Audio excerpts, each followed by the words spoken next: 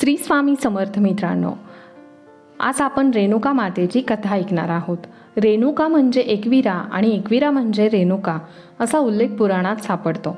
देवत्व एक असले तरीही त्या दोन्ही देवींची नावे व स्थान वेगळे वेगळे आहे आणि माता दोन्हीही शक्तिस्थळं म्हणून प्रसिद्ध आहेत. दोन्ही स्थळांची एक वेगळी ओळख आहे, वेगळी प्रचिती आहे. कार्लेची आई श्री एकवीरा म्हणून तर माहूरची आई श्री रेणुका म्हणून प्रसिद्ध आहे. सर्व देवींची विविध नावे असले तरी शेवटी सर्व देवी पार्वतीचीच रूपं आहेत. राजा रेणू काशीत राज्य करत होता. त्याच्या पत्नीचे नाव भागवती. ती दुर्गेची नेहमी उपासना करत. राजा राणीला बरेच वर्ष मुलं नव्हती. त्यासाठी त्यांनी पुत्र कामेष्टी यज्ञ केला. त्या यज्ञाचे फळ म्हणून त्याला एक मुलगी झाली. ती चैत्र शुद्ध पंचमीस शुक्रवारी जन्मली. राजाचे नाव रेणू असल्याने मुलीचे नाव त्यांनी रेणुका असे ठेवले. रेणुकेचे पाळण्यातील नाव कमली असे होते. ती दिसायला फार सुंदर होती. पुढे ती मोठी झाल्यावर राजाने तिचे स्वयंवर करण्याचे ठरवले. स्वयंवरासाठी तिन्ही लोकातून अनेक मान्यवर मंडळी आले. अनेक राजे महाराजे त्या सोहळ्यासाठी उपस्थित झाले. स्वयंवर उपवर रेणुकेने जमदग्नी ऋषींना वरले आणि त्यांना वरमाला घातली. रेणुकेला 5 मुलं झाली. त्या 5 नावे रुमावंत, सुमेशा, वसु, विश्वासू आणि परशुराम अशी आहेत. एके दिवशी रेणुका नदीवर गेली असता तिला तिकडे चित्ररथ नामक गंधर्व आपल्या प्रियसीसोबत जलक्रीडा करताना दिसला. ते अतिशय मादक दृश्य पाहून माता रेणुका हरवून गेली. तिकडे ऋषी जमदग्नी रेणुकेची बराच वेळ वाट पाहत होते. आपल्या पतिव्रता पत्नीला का उशीर झाला म्हणून शंकाकुल होऊन ऋषी जमदग्नींनी अंतर्ज्ञानाने पाहिले. घडलेला प्रसंग त्यांच्या ध्यानात आला. त्यामुळे त्यांचा राग अनावर झाला. ते संतापले. त्या अपराधाची शिक्षा म्हणून जमदग्नी ऋषींनी रेणुकेस आईस ठार मारण्याची आज्ञा आपल्या 4 मुलांना केली. 4 मुले मातृभक्त असल्याने त्यांनी आज्ञा नाकारली. त्यामुळे जमदग्नी आणखीच चिडले. त्यांनी आपल्या 4ही मुलांना शाप देऊन अग्नीने जाळून भस्म केले. तेवढ्यात बाहेर गेलेला परशुराम तेथे आला. त्यांनी झालेला प्रकार परिस्थिती बारकाईने पाहिली आणि रामाने वडिलांची आज्ञा शिरसावद्य मानून आपल्या परशुने आईचे धड वेगळे केले. परशुरामाने केलेल्या धाडसावर ऋषी खुश झाले. त्यांनी परशुरामास वर मागण्यास सांगितला. आपल्या आईवर आणि भावांवर असलेल्या प्रेमापोटी त्यांनी आपल्या आईस व भावंडांना जीवनदान देण्यास सांगितले. परशुरामाची विचार शक्ती ऋषींना आवडली. त्यांनी परशुरामाची इच्छा पूर्ण केली. मृतबंधू पुन्हा जिवंत झाले. मात्र रेणुकाचे मस्तक छिन्न विच्छिन्न झाले होते. त्यामुळे परस्त्रीचे मस्तक जोडून रेणुकेस जीवनदान दिले. त्या कार्याची नोंद साऱ्यांनीच घेतली म्हणून परशुराम हे नावलौकिक झाले. रेणुका आपल्या संसारात पुन्हा मग्न झाली. रेणुकेस एक बहीण होती. तिचा नवरा सहस्रार्जुन हा नर्मदा काठचा माहिष्मती नगरात राज्य करीत होता. एकदा सहस्रार्जुन राजा सैन्यासह भ्रमंती करत असताना त्याला भोजनाचे आमंत्रण ऋषी जगदाग्नींनी पाठवले. राजा व राजाची सेना थकून आश्रमात आली. ऋषींनी त्यांचे स्वागत केले. आश्रमातील पंचपक्वान्न जेवून ते तृप्त झाले. राजाला जेवण फार आवडले.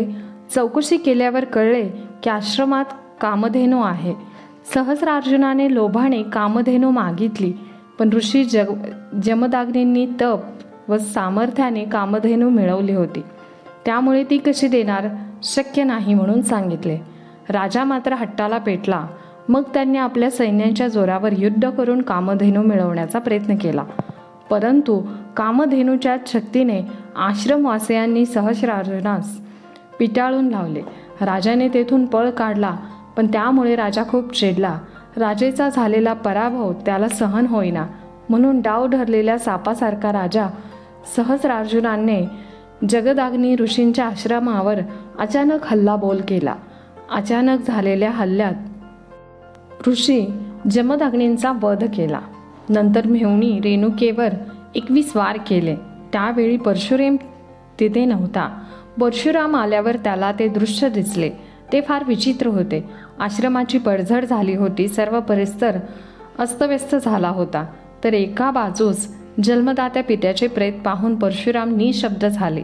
तेव्हा रेणुका माता उद्गरली, हे क्षत्रिय सहस्र अर्जुना, माझा पराक्रमी राम 21 वेळा ही पृथ्वी निक्षत्रिय करेल. परशुरामाने आपल्या आईचे इच्छा व दिलेला शब्द पाळता त्यांनी असं वचन दिलं की मी तुझी इच्छा पूर्ण करेल. परशुरामाने कावड करून एका बाजूला जखमी आई तर दुसऱ्या बाजूला पित्याचे प्रेत घेऊन तो पित्याच्या अंत्यविधीसाठी पवित्र भूमी शोधत निघाला. सह्याद्री पर्वताच्या पायथ्याशी माहूर गंगेच्या तीरावर नांदेड जिल्ह्यात किनवट तालुक्यात पोहोचला. हाच परिसर आपल्या पित्याच्या अंत्यविधीसाठी योग्य समजून मृत पित्यास अग्नी दिली. माता रेणुका त्यात सती जाण्यास निघाली. आपली माता आपल्याला सोडून सती चालली आहे हे परशुरामाला पाहावेना. तो फार दुःखी झाला. त्याला तो क्षण आठवला. वडिलांच्या सांगण्यावरून आपण आपल्या आईचा शिरच्छेद केले होते, पण वडिलांनी दिलेल्या वरामुळे ती पुनर्जीवित झाली होती. पण आत्ताचा प्रसंग वेगळा होता. आई रेणुका माता जखमी अवस्थेत होती आणि वडील मरणावस्थेत, आणि त्यातही आई सती चालली होती. एकाच वेळी इतके दुःखद प्रसंग परशुरामावर आले. त्यामुळे तो व्याकुळ झाला. रेणुकेने आपल्या मुलाचे मन जाणलं. तिने त्याला खूप उपदेश केले. त्यामुळे परशुराम स्थिरावला. मातेच्या आज्ञेने त्यांनी पित्याच्या चितेस अग्नी दिली. नंतर त्याच चितेत आपली आई सती जाणार. हृदयभेदक तो प्रसंग पाहायला लागू नये म्हणून परशुराम तेथून दूर गेला. 6 दिवसांनी माता पित्याचे क्रियकर्म करण्यासाठी माहूर येथे आला. प्रत्यक्ष दत्तात्रेयांच्या हस्ते श्राद्धविधी पार पडले.